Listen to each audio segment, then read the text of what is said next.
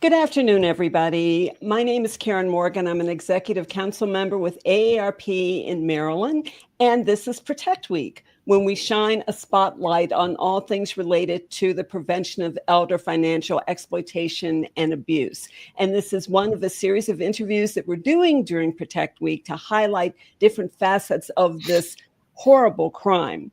So today we are focusing on legislation. There's actually good news that we can report to Marylanders today, thanks to the efforts of Senator Ben Kramer and Delegate Vaughn Stewart. So let me just tell you a little bit about our guest today.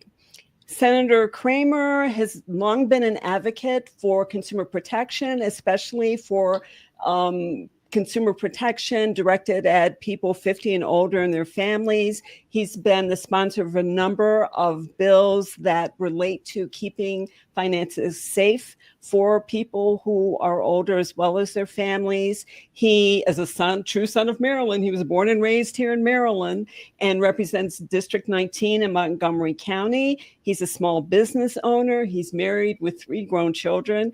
And we are so happy to have you here, Senator Kramer. And he's been in the legislature since 2007 and in the Senate since 2019. And I believe you're Senate Majority Whip in the Senate, Senator Kramer? No, I think I may be one of the assistants. Oh, okay. Well, I just gave you a promotion. and Delegate Vaughn Stewart, while not a true son of Maryland, is a son of the South. He also represents District 19 in Montgomery County and is a graduate of the University of Pennsylvania and the New York University School of Law. He was first elected to the legislature in 2018. And he not only serves on the Environment and Transportation Committee, but has also been in front of legislation related to protection of people from financial exploitation and just consumer protection legislation in general. And he is Chief Deputy Majority Whip and has been that of the House of Delegates since 2023. And he lives in Rockville, Maryland with his wife and 2 sons. So welcome to both of you. We are so happy to have you both here. Thank you. Great to be here. And thanks for having us, Karen. Indeed. Thank you. Yeah. So let me just set the stage here. Maryland has gift card legislation, Senate Bill 760, which ended up becoming enacted, although there was also the House bill. There was a House version of the same legislation. But in any event, we now have a law, Chapter 463 of the laws of 2024.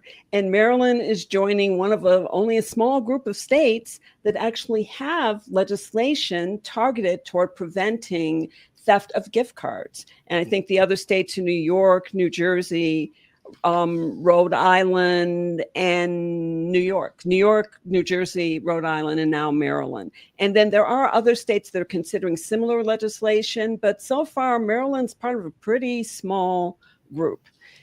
So this legislation, which goes into effect in 2025, will require warnings at brick and mortar stores in front of gift card displays, will institute training requirements for employees of brick and mortar stores, will require reporting of third-party gift card sellers, and will also require other steps that brick and mortar as well as online retailer sellers need to take, as well as gift card manufacturers. They will need to make their packaging more tamper resistant.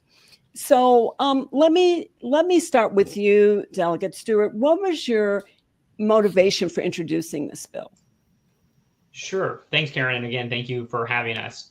Our motivation was that Senator Kramer and I both represent a large number of senior citizens. We probably have the highest percentage or one of the highest percentages of seniors of any legislative district in Maryland.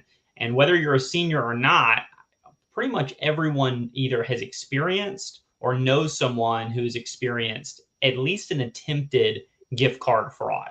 I get these emails every once in a while purporting to be someone else and wanting me to purchase gift cards. I think I actually got one just the other day from someone purporting to be someone who works with me at my law firm. and saying that they wanted my cell phone number and they needed me to collect some gift cards for them. So this is an issue that I think folks encounter a lot. And so Senator Kramer and I had been putting our heads together for really the last couple of years, thinking of what solutions we could put on the table. And I think we started with what you mentioned, which is what other states have done. But as I'm sure we're going to get into, largely because of, I think, Senator Kramer's ingenuity, we actually went even further than just an omnibus bill of previously enacted state bills, and went further with an even more comprehensive approach. But the impetus was really just hearing from regular people and our own personal experiences, which demonstrated how widespread this problem really is. Yeah, I mean, according to the FTC, $217 million was stolen from people through the vector of gift cards in 2023. And that's like 10% of the $200 billion that people annually spend on gift cards. So that's completely unacceptable. So Senator Kramer, was your motivation exactly the same as Delegate Stewart's, or was there something else that maybe brought you to the table in terms of your approach to this legislation? Well, I think Delegate Stewart and I share, as he mentioned, a concern for protecting the residents of the state of Maryland from being financially abused, taken advantage of, being scammed. And the issue of the gift cards is one of several that we have worked on. And he and I, as he indicated, began discussing how best we might be able to address the problem. And I appreciate that other states have sort of dipped their toes into the water. But as he mentioned, ours was an exceptionally comprehensive bill that I think covers, as you mentioned, Karen, three main areas to protect consumers. And one of those is the fact that scammers will use gift cards to try to convince people to pay debts. And the fact of the matter is, a gift card should be a gift. It should never be used to pay a debt. And the reason the scammers will try to use gift cards is that once they either are in receipt of the card physically, or they're given the numeric code information on the back of the card, the money's gone and there's no tracing it. So, there's this popular scam where a person will get a call and they're told that they did not pay taxes. They are behind on their utility bills. They need to immediately go buy gift cards, and somebody's going to be there to collect the gift cards, or they're going to jail. Their utilities will be turned off. And part of what we did in the bill is to make sure that if anyone either buys online a gift card or go to a brick and mortar store, there are going to be warning signs about gift card scams, that gift cards, again, are to be a gift, nothing else. And with that information also online, and a requirement that employees in the stores who handle the gift cards will be trained to look for individuals who are being exploited. The other big piece of it is, on that same front, the third-party resellers of these cards, people who go, buy the cards from sellers. Very often they could be legitimate sellers. Somebody gets a gift card, it's $100. These, third-party sellers will say, hey, we'll give you $50 for it.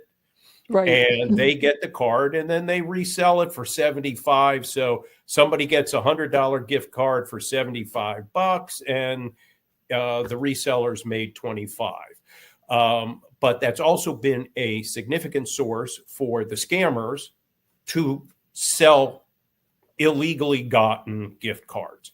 So now there are going to be significant record-keeping requirements for these third-party resellers, and it's extremely stringent. What they're all the information they'll be required to now record and keep, and for law enforcement to have immediate access to.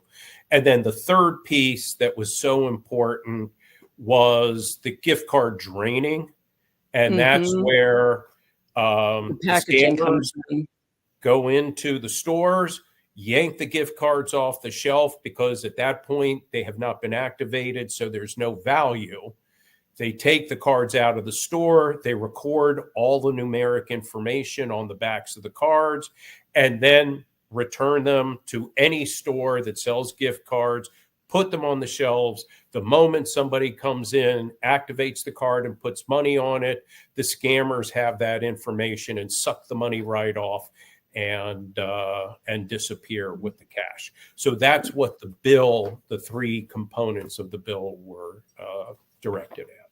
That's just, and it's, yeah, and it's excellent that those things are included in the bill, in the law, and now law. So let me ask you this, because both of you because this law is unique in that it was introduced and passed in one session. That hardly ever happens. So Delegate Stewart, let me start with you. What kinds, I mean, because the opposition was significant to this bill, and you would think that we could all get behind, let's prevent gift card fraud, but apparently we can't. So Delegate Stewart, what kind of headwinds did you run across in dealing with your colleagues in the House and just, advocates for or against whatever when with the House version of the bill? Sure. And I think that, there was the opposition and the support, I think, was similar across the chambers, but there was definitely a chasm. There was a gap between what some of the industry advocates were saying and what our colleagues were saying. And I think that's evinced by the fact that, yes, this bill did receive significant industry opposition up until the final moments of the session. At the same time, the vote count was enormously, overwhelmingly supportive of the bill. And I think our colleagues that voted against it on the House side, I think mostly were motivated by whether or not there were going to be provisions to allow individuals to sue, to have what lawyers call a private right of action. That was a sticking point, I think, for some of the folks on the other side of the aisle, but they didn't have any objections to the core fundamental components of the bill, which Senator Kramer eloquently described. Now, what the industry folks were concerned about primarily, we actually had support from not only retailers who would be affected by the retail-related provisions in the bill, but we had overwhelming support even from the manufacturers who I think are affected by the bill for the first time, in the sense that no other state has attempted to regulate the manufacturing of gift cards until now.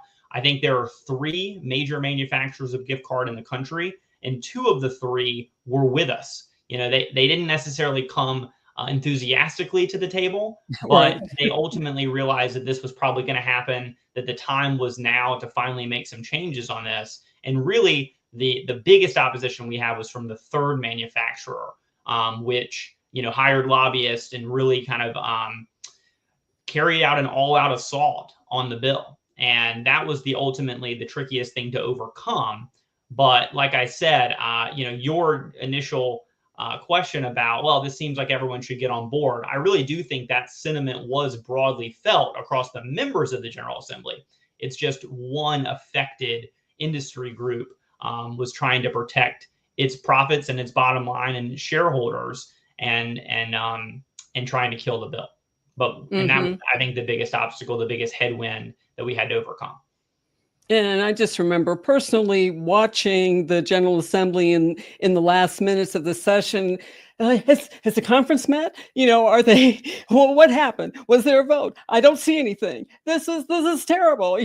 And so Senator Kramer, so there was this opposition from one, as that shall go unnamed, manufacturer or party who saw issues. So what happened what did you do? What did you and your colleagues on both sides of the aisle do to overcome that opposition? Because Maine had a similar issue and their legislation died because of industry opposition. Well, what I failed to mention a moment ago is that to address that third piece of the bill, with the cards being pulled off the shelves and the numeric information captured and then put back on, so when there was money loaded onto the cards, they would be drained. Our bill requires the manufacturers now to secure and protect that information in the packaging so that it is not exposed, and that if their cards are pulled off the shelves and they are in fact tampered with, there has to be packaging that provides evidence that the packaging has been tampered with, and warnings on the packaging that if it has any appearance of having been tampered with, do not buy or sell at the store this card. And that was the big pushback. And the company that really came in opposition is a company called Incom. And Incom is one of the larger manufacturers. Oh, we are naming them. Okay, good. And Incom was buying up lobbyists to try to kill the bill. And quite frankly, Incom is a company that is being sued in multiple states, class action lawsuits, because in the allegations against Incom has been aware of the fact that these cards were being sold and drained because they were not protecting the numeric codes on the cards with their packaging. And the other manufacturers that Delegate Stewart mentioned, sort of, at the beginning, they came out in opposition to what Delegate Stewart and I were doing, but they came and sat down at the table with us along with CEOs from Home Depot and Target and Lowe's and our Maryland Retailers Association. And finally you said, okay, look, we knew this day of reckoning was going to come, and now it's here. And they decided that they felt it was best to work with Delegate Stewart and I to draft a bill that was comprehensive and did what our goal was, but also made sense for how they could get there, how they could say, okay, we understand we're going to have to be retooling our factories to do different packaging to protect the codes. And the retailers stepped in and said, look, we also know we've got a role to play, and in certain circumstances, we are going to now have to secure these cards from the public so that only our employees have access to them, so they stop getting pulled off and drained. Unfortunately, Incom made the decision to try to kill the bill and or amend it to the point that it was meaningless. I was going to say it would just not mean anything. That it would be meaningless and ineffective. And that's where Delegate Stewart and I were working overtime right up to the very end to keep that from happening. And fortunately, at the end of the day, we were successful in fighting off Incom's efforts to thwart the goal of the legislation, and succeeded in getting it passed. And so even after the fact, we have now had several of the manufacturers step up and say, hey, we know that based on our, working with you, we have 12 months to implement the changes, but we are trying very hard to expedite that so that the packaging requirements will be met sooner. And we are working very hard. We know that it's coming. And they also, they fought because they don't want the first domino to fall. And if Maryland passes this kind of a legislation, becomes the first state, they know other states are going to start doing the same thing. So they fought it to a point. Then they realized, okay, Delegate Stewart and I were moving forward with the legislation. It was going to happen. Try to help make something that actually would make sense if other states then step up and say, hey, why is only Maryland protecting their constituents? We have an obligation here in our state to do the same. And here's a bill that can be a template for the other states. And so I think that's where we kind of ended up in getting it passed. Yes, we just got a comment of effect for consumers. So thank both of you for standing up for gift card users. We wind down. Delegate Stewart, tell me, what overall impact do you have? Because Maryland's in a pretty exclusive club in terms of this type of legislation. So what do you hope to see protections for purchasers of gift cards that are only for gifts? Yeah, well, obviously, what we hope to see is a dramatic reduction in both attempted gift card fraud and successful or completed gift card fraud in Maryland. And that's what Senator Kramer and I are going to be looking after. That's what we're going to be monitoring. Is we want to make sure that this bill, which was a huge achievement and which is really kind of a first in the nation bill in a lot of ways, we want to make sure it has the desired impact, and we want to make sure that that impact is big. And if that's not the case, if there's more work to be done, because obviously these scammers across lots of different areas beyond just gift cards can be a little bit like playing a game of whack-a-mole, where you think you got a corner and then they disappear and they find some other new venue to use to scam people and separate them from their hard-earned money or hard-earned retirement funds. So that's what we're going to be monitoring to make sure this works. Now, what I hope to see is retailers in broad compliance. I suspect they will be. I suspect we'll have better trained employees on this. I suspect that we'll have better located and better notices in stores. Mm-hmm. And I think probably most importantly, as Senator Kramer has mentioned a few times, we're going to have better manufacturing. I would invite anyone who's concerned about this issue just to go into your local grocery store or gift card provider and look at the broad array, look at the broad range of security that the gift cards have. That's actually something that Senator Kramer and I did. We were on the phone with each other, just kind of going through the racks to see which companies seemingly put consumers first. There are a lot of companies, I think eBay was one, for example, that they were willing to pay a little bit more to have a tamper-proof card that was actually secure. But a lot of other companies clearly just kind of bought the manufacturer's cheapest product, and it provided no security. And so obviously what we're hoping is those racks in the future will have only secure cards because the manufacturers are complying with the law. But I think to go one step further, what we're really hoping, and we're getting some indications that this is the case, is that not only this Maryland law will create a domino effect and other states will follow suit, but also that manufacturers will just say, honestly, the economical move for us is just to move towards safer packaging in all 50 states. And we think that will happen.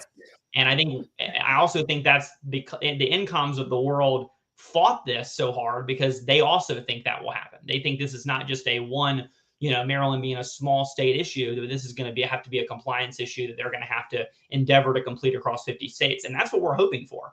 We're hoping that with this one bill, we can not only affect Maryland consumers, but it would be awesome if we could reduce gift card fraud writ large across the country.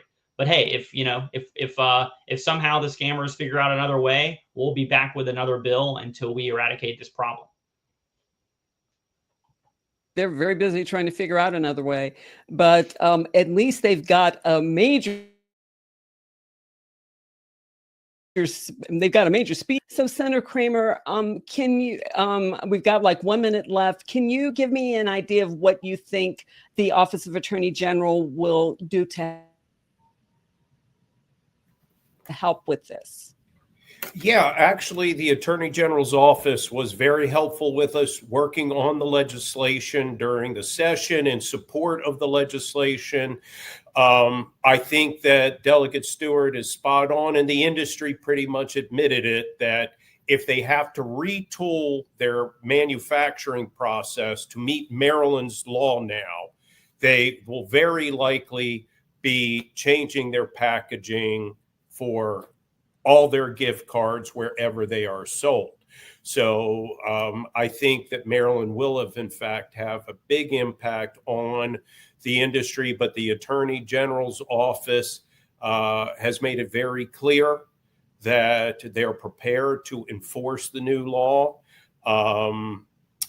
We made violation of the new law, a violation of the Maryland Consumer Protection Act, which comes with some very significant and harsh penalties. So I have to believe that the industry and the retailers are going to do everything they can to be in compliance, because there's going to be a pretty significant stick to enforce the law if they fail to do so. And the goal here is not to have a gotcha to catch people in the retail business. We put in a provision that allows for the Attorney General, if they come in and see, Consumer Protection Division comes in and sees that they're not in compliance, they get a warning. You've got, here it is. We're not looking to hit you with the hammer out of the gate. Get into compliance, and that'll be it. If you fail to come into compliance, then there are significant. Then there will be a hammer. And I know I, for one, don't even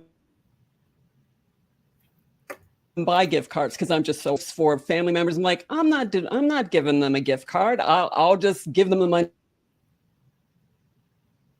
in person. Maybe with this legislation, maybe I too one day can buy a gift card. Secure the knowledge when I hasn't gotten a hold of it first. So Senator Kramer, Delegate Stewart, thank you so much for joining. Not only joining us here today, but your tireless efforts to get this legislation across the law of the land. I'm a proud Marylander just because, by 2025, I know gift cards will be just a little bit more safe to buy. So with that, we will conclude our interview, and please go to aarp.org/MD/Protect Week to find out about our other interviews, our free shred events, and other resources that will be available free of charge to anyone, whether you're an AARP member or not, during Protect Week. And make sure to observe World Elder Abuse Awareness Day on June 15th. Thank you and good day.